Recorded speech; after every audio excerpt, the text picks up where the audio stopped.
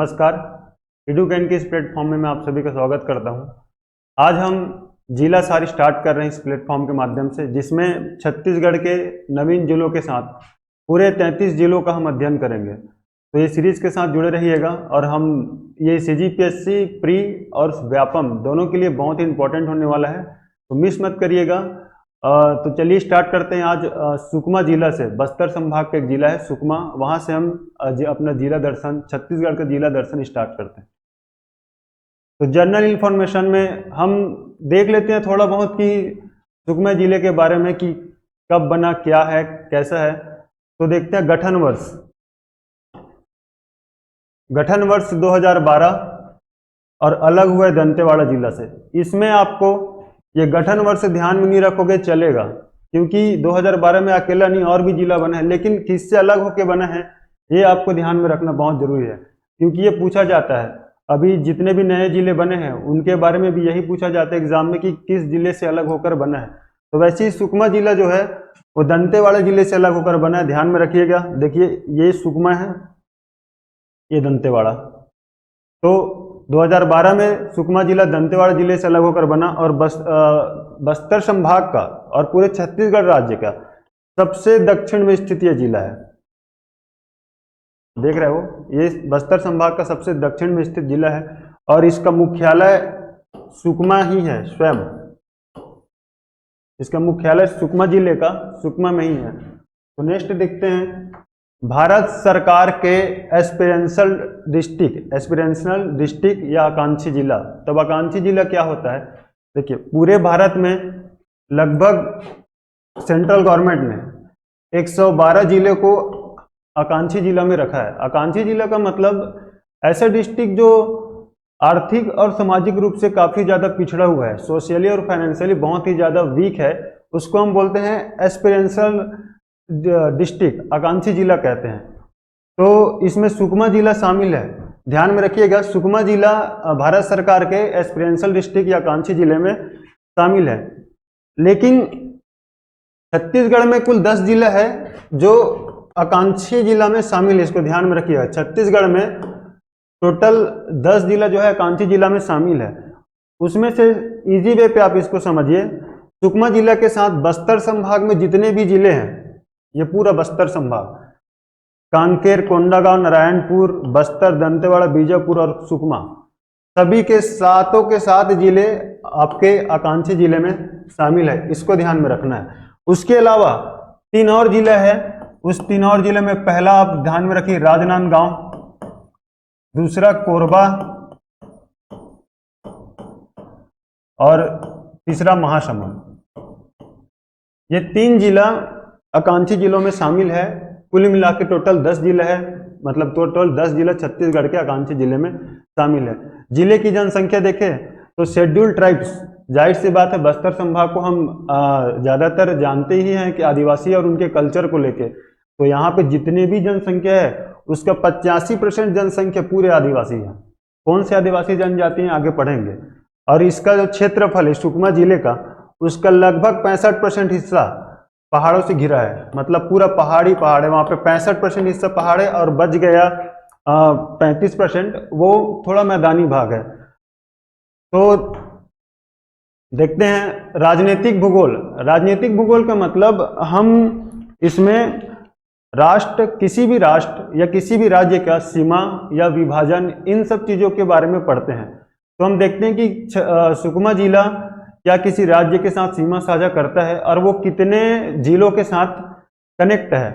तो पहले तो दंतेवाड़ा जहां से अलग हुई उसके साथ तो सीमा साझा करेगा ही, उसके बाद बीजापुर, उसके बाद बस्तर।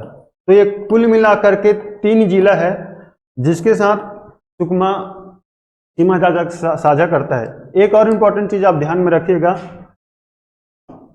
बीजापुर और सुकमा ये दोनों जिला अलग हुआ है दंतेवाड़ा से।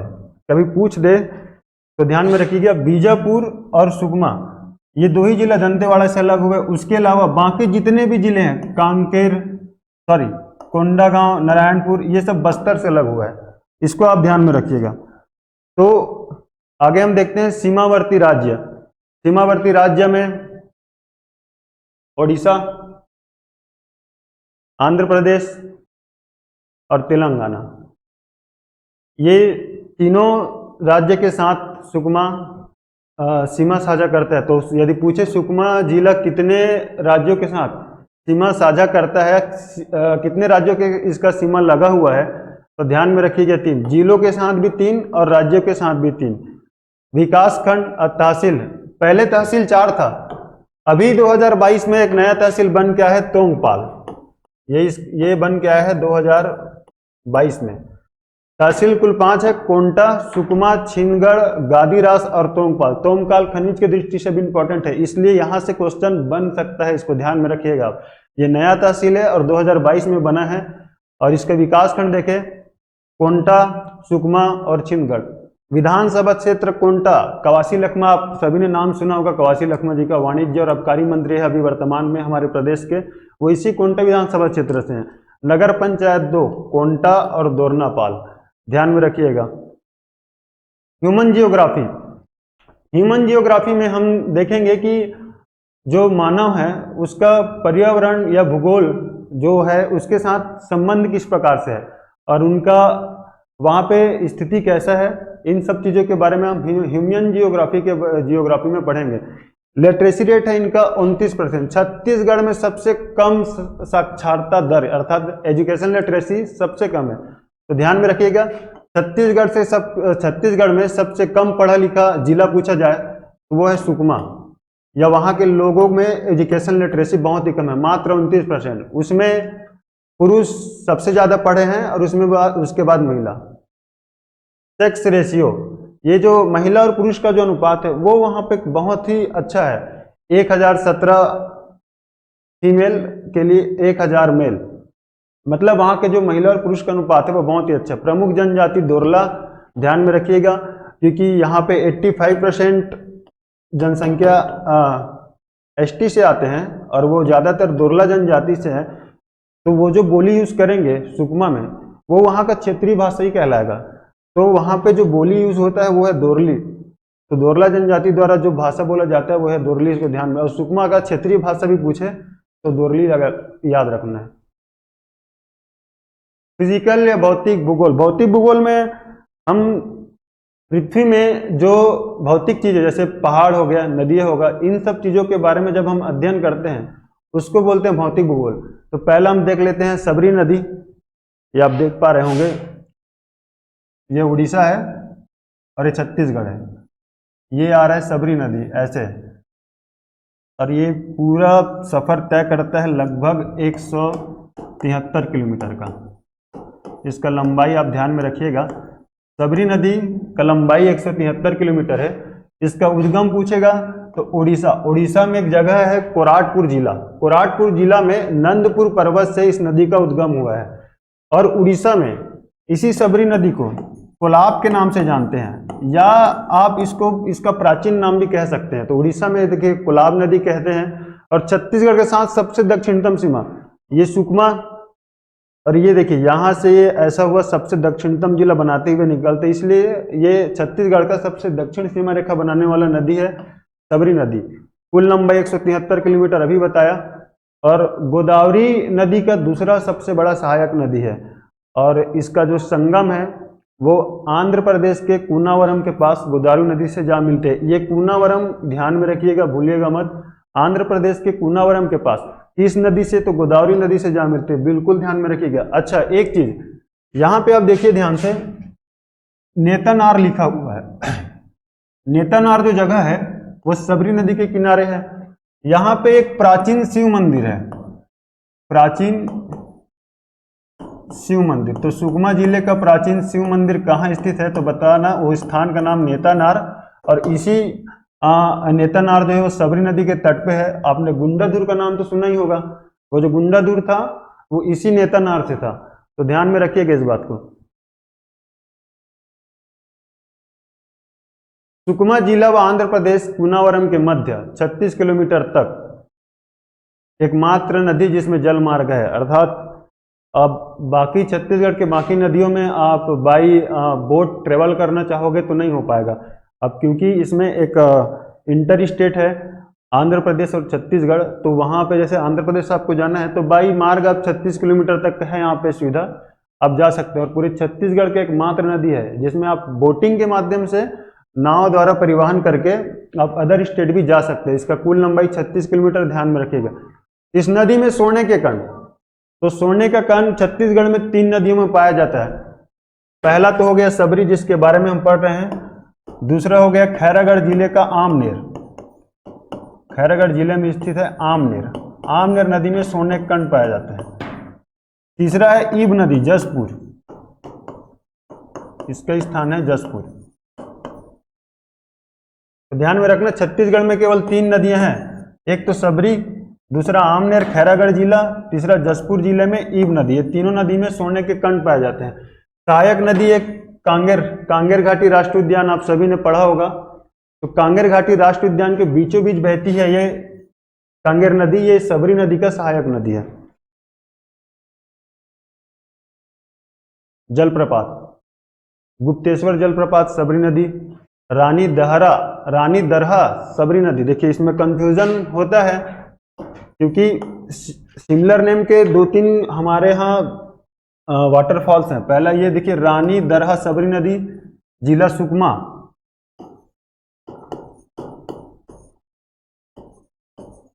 रानी दहरा जलप्रपात कंवरधा या कबीरधाम, और एक है रानी दह जसपुर।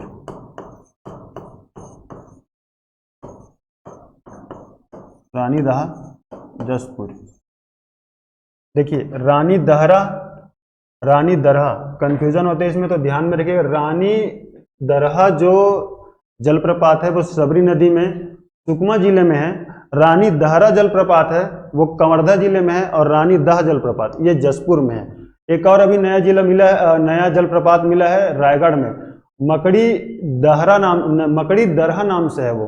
तो ध्यान में रखिए, करंट में का क्वेश्चन पूछ भी सकता है कि रायगढ़ जिले में या मकड़ी दरहा जलप्रपात किस जिले में स्थित है। गुप्तेश्वर दुधमा जलप्रपात ये बिल्कुल सुकमा का जो मुख्यालय है वहां से तो 8 से 10 किलोमीटर में। तो दुधमा जलप्रपात ध्यान में रखें।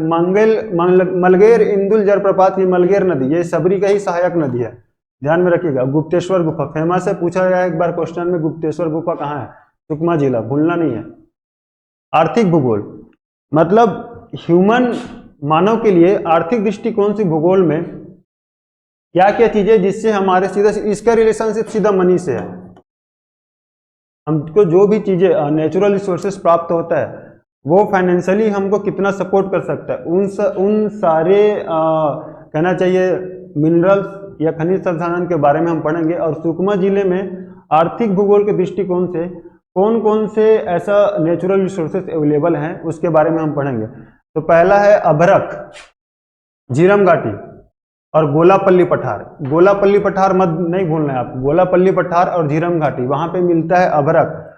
अभरक का 80% प्रोडक्शन पूरे वर्ल्ड पे अकेला भारत करता है, ध्यान में रखिएगा इसको।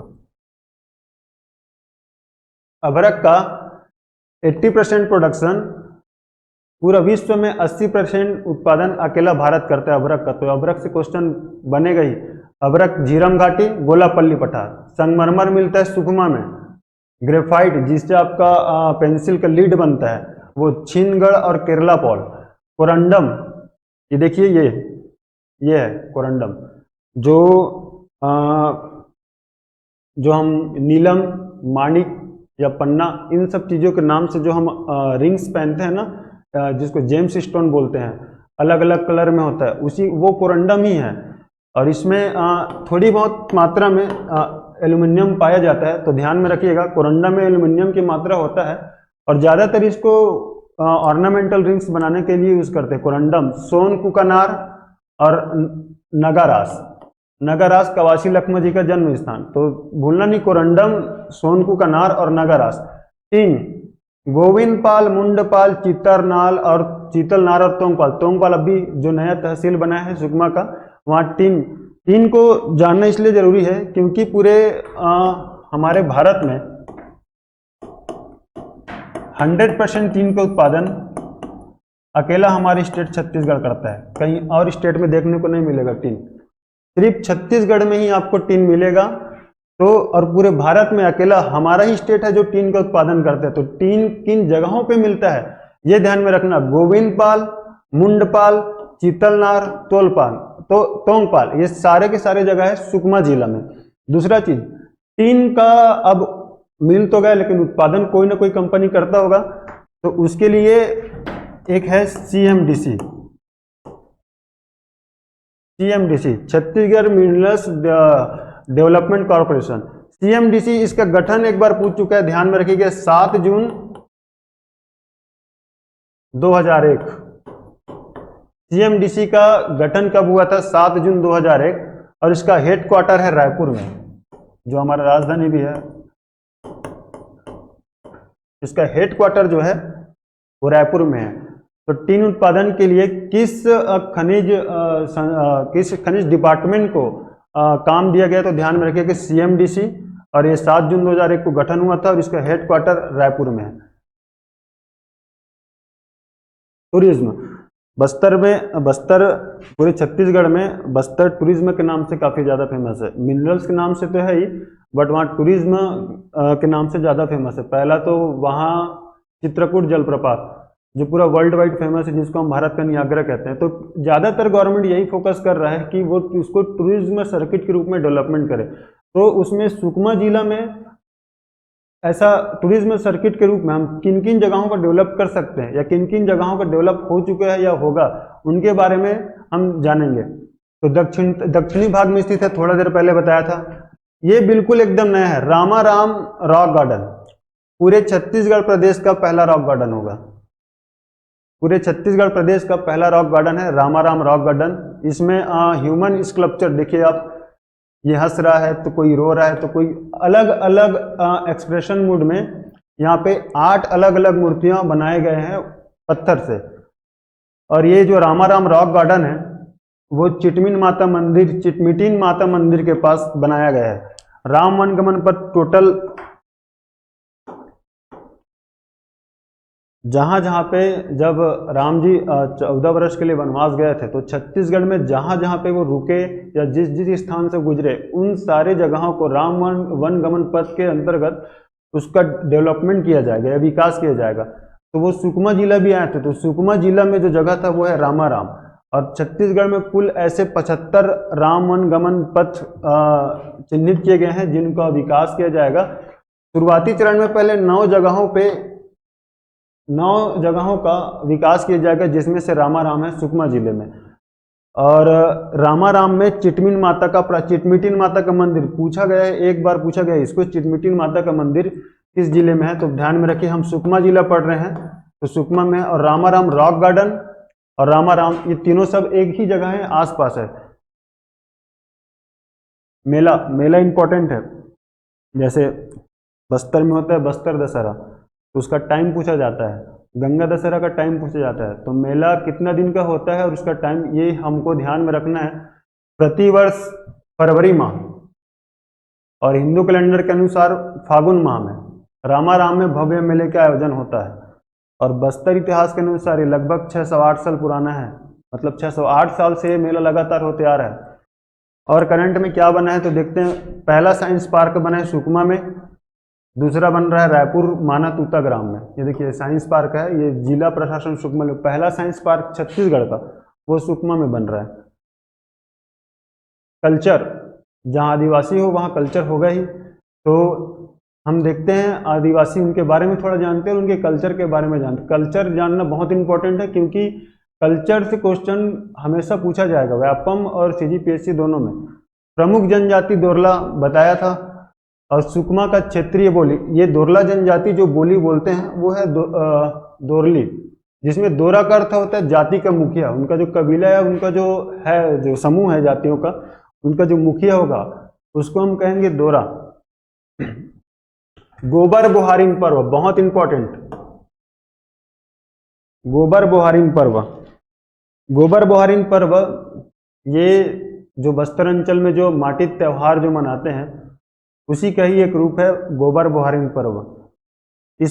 ये पर्व लगभग 10 दिन तक मनाया जाता है कंटिन्यू। ये दिन ध्यान में रखिएगा, गोबर बोहारिन पर्व कितने दिन तक मनाया जाता है तो 10 दिन तक। और छिंदगढ़ और सुकमा में ज़्यादातर चैत्र माह और मार्च या चैत्र माह या मार्च अप्रैल के बीच में इस पर्व को मनाया जाता है। गोबर बोहारीन पर्व में होता क्या है, आदिवासी लोग एक मैदान में इकट्ठे होते हैं, एक बड़ा सा छोटा सा, ज़्यादा बड़ा भी नहीं, उसमें गड्ढा करते हैं, गड्ढे में गोबर, पशु का गोबर पूरा लाते हैं, वहाँ पे रखते हैं और धान का बीज थोड़ा सा, और देवगुड़ी नामक जो उनका जो पूजा पाठ करने का जगह है वहाँ पे उसको चढ़ाते हैं। और जो वहाँ पंडित जो रहता है उसमें से कुछ को देवगुड़ी में रखेगा, उसके बाद उसको वापस किसानों को दे देते हैं। और ये सब कंप्लीट होने के बाद कुछ आदिवासी युवक जाते हैं शिकार करने। शिकार को वहाँ के क्षेत्रीय बोली में बोला जाता है पारद। ये शायद एक बार पूछा है कि पारद क्या चीज़ है, तो ध्यान में रखिएगा, शिकार है पारद। शिकार करने जब कोई युवक, आदिवासी युवक जाता है सुकमा अंचल, बस्तर अंचल में, तो उसको बोलते हैं पारद। तो जितने युवक जो शिकार करने जाते हैं उनको छोड़ के जो युवक रह जाते हैं मैदान में, उनके ऊपर गोबर फेंक के मारा जाता है और उसको गंदी गंदी गालियां भी देते हैं। तो इसीलिए इस पर्व का नाम पड़ा गोबर बोहारीन पर्व। गोबर का यूज हो ही रहा है, बोहारीन मतलब हो सकता होगा गाली देने या और भी चीजें। मिट्टी, मिट्टी जो है लाल दोमट मिट्टी, देखो ध्यान से,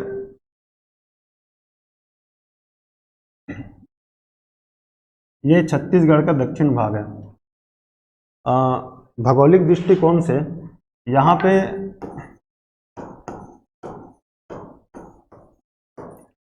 धारवाड़ क्रम का चट्टान पाया जाता है, और जहाँ पे धारवाड़ क्रम का चट्टान पाया जाता है वहाँ पे आयरन ऑक्साइड की मात्रा अधिक होगी वहाँ की मिट्टी में, और मिट्टी का रंग लाल होता है। तो यहाँ पे जो मिट्टी पाया जाता है वो है लाल दोमट मिट्टी, और धारवाड़ क्रम का चट्टान जहाँ पाया जाता है वहाँ पे लोहा, कोरंडम, टिन ये पाना एकदम कॉमन बात है। और इस मिट्टी में एनपीके का मात्रा, जिसमें नाइट्रोजन और फास्फोरस का मात्रा जीरो, मतलब बहुत कम मात्रा में, लेकिन सबसे ज़्यादा रहता है पोटास। ये सबसे अधिक मिलता है। और पोटास का मेजरली रोल होता है मोटे अनाज में।